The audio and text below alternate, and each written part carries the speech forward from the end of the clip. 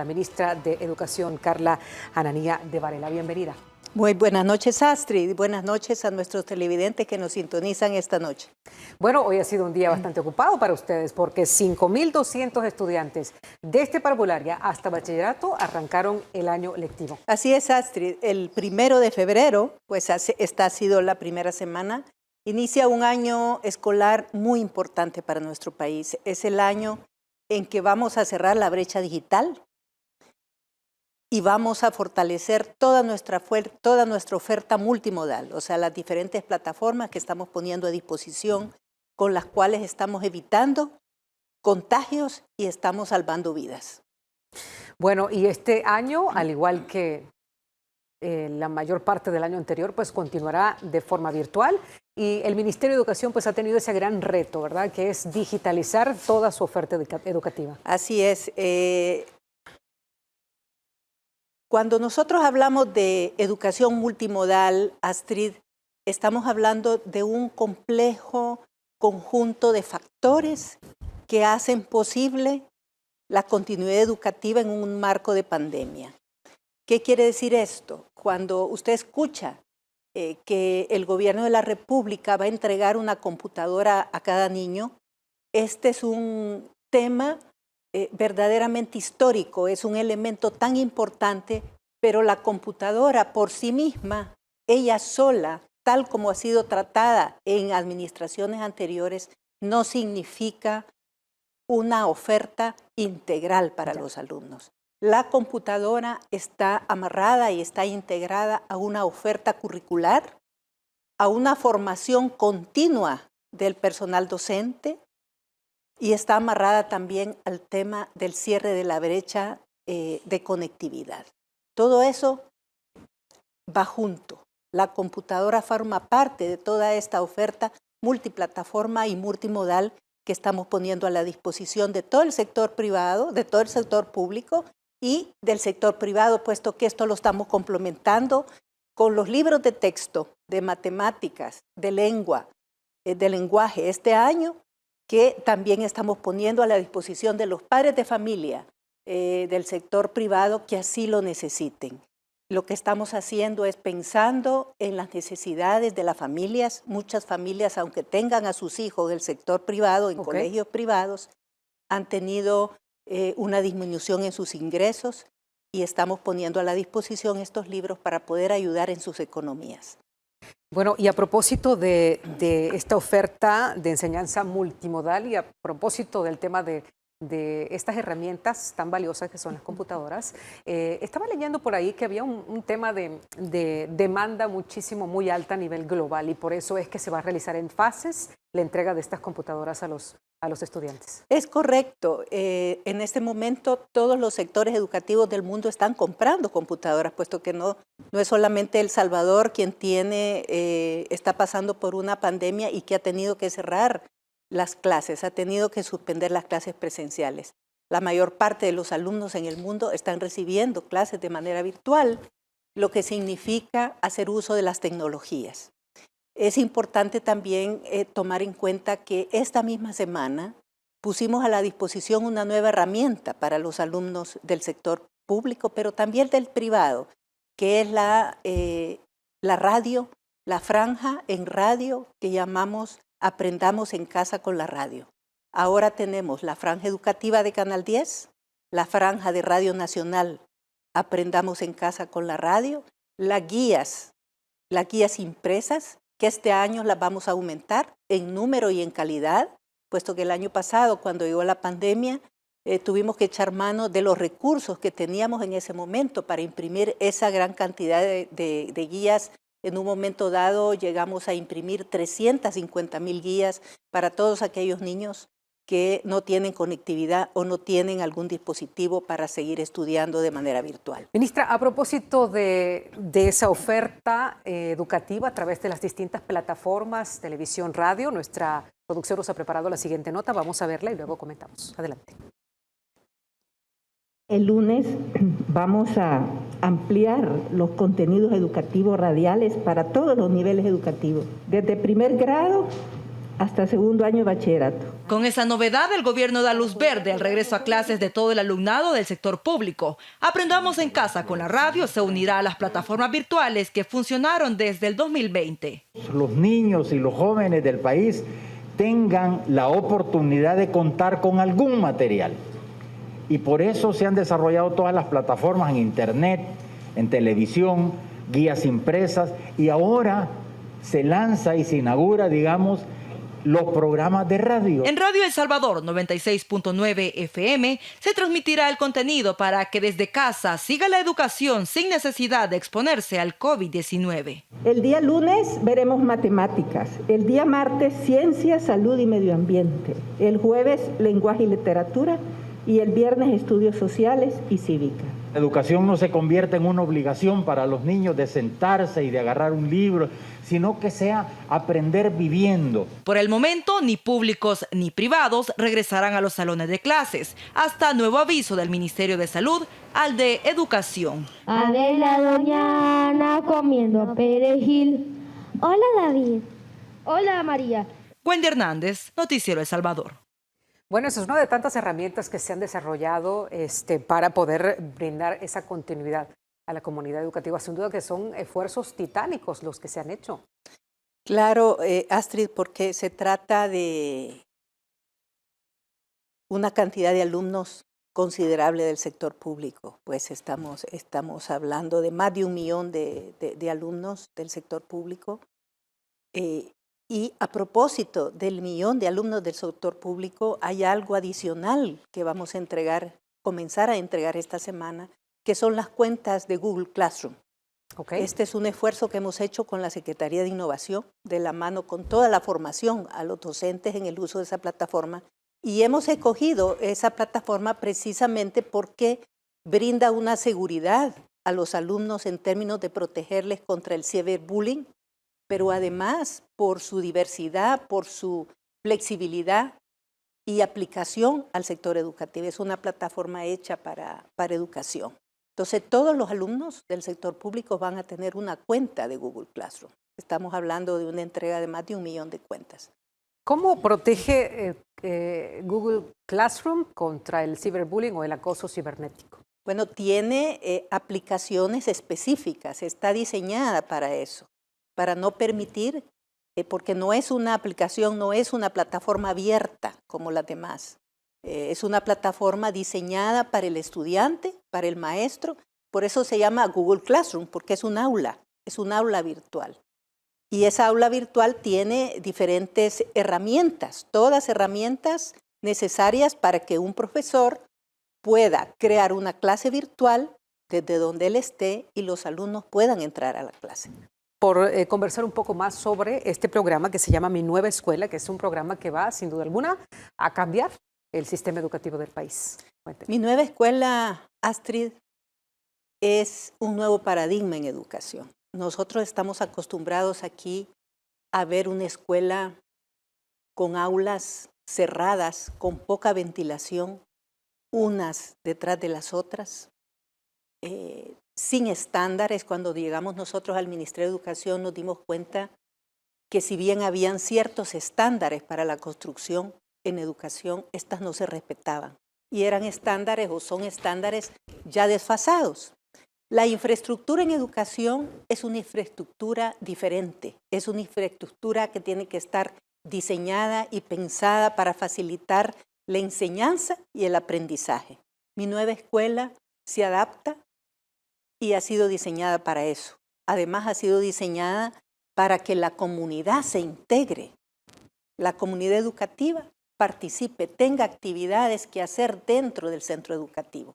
Esto termina de consolidar lo que nosotros siempre hemos dicho, que la educación es responsabilidad de todos y que la comunidad tiene que estar involucrada en los procesos educativos de sus hijos. Entonces, Mi Nueva Escuela son aulas hexagonales que facilitan el aprendizaje, la ventilación en un país caliente como el nuestro, con áreas muy amplias. Ahí estamos viendo las imágenes justamente sobre el diseño de este proyecto. Como usted puede ver, hay un área que está reservada para las actividades de la comunidad que puede o no estar conectada con el resto de la escuela. pero también hay un área muy importante donde los alumnos van a poder cultivar sus alimentos, el área de huertos. Este es un elemento muy importante que estamos nosotros introduciendo con mucho más fuerzas en el sistema educativo y en la comunidad, que es el tema del cultivo de los huertos y de los alimentos, por varias razones. Volvemos nuevamente al tema de las economías familiares. Las economías familiares han disminuido y lo primero que se va a ver impactado es la compra de los alimentos para los más pequeños. Entonces, bien importante, dos cosas. Enseñarle a los alumnos a cultivar sus alimentos en la escuela, pero también en su casa. A apreciar aquellos alimentos que sí tienen un valor nutritivo para tratar de disminuir uno de los problemas de salud más importantes que hay en este momento y que va creciendo cada vez más, que es el tema de la malnutrición. O sea, es el tema de que no hay la suficiente conciencia, la suficiente educación para escoger aquellos alimentos que de veras van a contribuir a que el niño crezca sano y aprenda. Estamos muy acostumbrados, lamentablemente, a tomar bebidas azucaradas, bebidas gaseosas, alimentos embolsados y procesados que no tienen ningún valor nutritivo para nuestros niños. La educación tiene que retomar este tema y lo estamos retomando con la debida fuerza para poder además hacer prevención en salud. De esta manera nosotros evitamos que al sistema de salud lleguen de manera temprana niños con diabetes y niños con otro tipo de problemas derivados de la malnutrición, pero también de la desnutrición. Bueno, de hecho, y esta semana también hacíamos referencia a este proyecto que es una apuesta a la infraestructura, porque estamos viendo un diseño que pues sale completamente de lo establecido, de lo que nosotros tenemos preconcebido, como ya lo mencionaba usted, ministra, sobre las aulas de clases que tradicionalmente han sido pues especie de cajones y una aula tras otra, sin mayor, digamos, diseño que pero este tipo de diseño que es de alguna forma disruptivo, porque no estamos acostumbrados a verlo así, impactará también en el desarrollo de las capacidades de los estudiantes. Esa es la intención, por eso se llama Mi Nueva Escuela. Como le decía en un principio, infraestructura en educación significa una infraestructura diferente, una infraestructura adaptada a la enseñanza-aprendizaje. Hay un elemento muy importante, Astrid. Este gobierno tiene una conciencia muy clara que para la gente más olvidada vamos a darle lo mejor. El sector público tiene que recobrar su dignidad y esto incluye el sector público educativo. Estamos aquí acostumbrados a pensar que a la gente pobre se le da lo peor, se le da lo barato o se le da lo regalado. Nosotros estamos rompiendo ese paradigma tan nefasto, diría yo, de pensar, porque es un paradigma que no permite que el país se desarrolle. Mientras nosotros pensemos que lo público es de poca calidad, el país no va a salir adelante. A propósito, por ahí también estábamos viendo las imágenes de cuando se colocó la primera piedra, porque este proyecto arranca con este piloto que va a estar en la Hacienda del Carmen, Cantón Río Frío, Aguachapán. Y de hecho, en los días recientes estuvo por acá con nosotros la ministra de Desarrollo Local, María Chichilco, que también estuvo incluso hasta muy emocionada, hasta el punto de las lágrimas, contándonos la realidad que se encontraron con los niños ahí que no tenían un lugar donde estudiar y que ahora sus vidas van a cambiar. La verdad que emociona. Este es un hecho que los niños lo viven de una manera espectacular y ya no se diga la comunidad. Un líder de la comunidad a donde se va a hacer la primera Mi Nueva Escuela nos contaba que ellos tienen 15 años de andar suplicando y andar pidiendo que por favor les ayuden a hacer una nueva escuela. Y estas cosas, como yo les decía a ellos, no se suplican, porque el derecho a la educación es un derecho, no tiene que andarse pidiendo ni menos suplicando. Entonces, esa es otra cosa que tenemos que cambiar. Esa es otra idea que tenemos que modificar, que los derechos se suplican. A ver, y otro sector que también ha recibido con mucha alegría y ánimo, digamos, esta serie de cambios que han comenzado a suceder en el sistema educativo es el magisterio, que por fin está viendo la luz, porque ha sido una deuda histórica el tema de la dignificación, el tema de la capacitación, la actualización constante, pero también por fin han recibido ese incremento que tanto han necesitado y esperado por tantos años. Así es, mire, las cosas van de la mano. El aumento salarial que el señor presidente autorizó para este año ha sido muy importante para ellos. Hace poco yo estuve reunida con todos los gremios, los sindicatos de educación, y ellos agradecían, reconocían y nos decían, por primera vez no hemos tenido que salir a la calle para que nos hagan un aumento. Y no hay necesidad de salir a la calle. La dignificación, además de la parte monetaria, que es importante obviamente para la sobrevivencia de las familias, tiene que ver también con la dignidad de la persona, de que usted sea reconocido como persona. Y para nosotros los maestros son un elemento fundamental del sistema educativo. Tenemos que ponerle atención y tenemos que reconocer a los maestros primero como personas. Y en ese sentido lo estamos haciendo dándoles a ellos primero la atención psicoemocional que necesitan luego de pasar todo el año pasado bajo la pandemia, aprendiendo y enseñando al mismo tiempo, aprendiendo a utilizar las tecnologías y enseñando al mismo tiempo. Realmente los maestros nos han dejado una lección muy grande, que es su nivel de adaptación para poder seguir avanzando y mejorando sus competencias y sus conocimientos. A ver, con este aumento, ¿es la primera vez que se beneficia de forma directa a este sector? Durante esta administración sí, es la primera vez. En años anteriores, pues lo que los mismos gremios nos comentan es que ellos han tenido cada vez que salir a la calle para que se les haga un aumento. Así es que este es un aumento sin necesidad de manifestaciones callejeras, de cierre de calles, etcétera. Y estamos hablando de un incremento diferenciado, ¿cierto? El tema de los maestros, ellos estarán recibiendo $200 mensuales complementarios, ¿es así? No, el aumento que se aprobó este año es de $100 para los maestros y 100 para los administrativos. Ya. Ese es el aumento. Ok, muy bien. Estábamos también conversando sobre una serie de libros de texto que también se van a distribuir entre los estudiantes. Sí, como otro apoyo más de este gobierno a las familias, por primera vez todos los alumnos del sistema público van a recibir su libro de matemáticas y su libro de lenguaje. Bueno, esto es una obligación del Estado, pero no se había podido cubrir al 100% de los alumnos.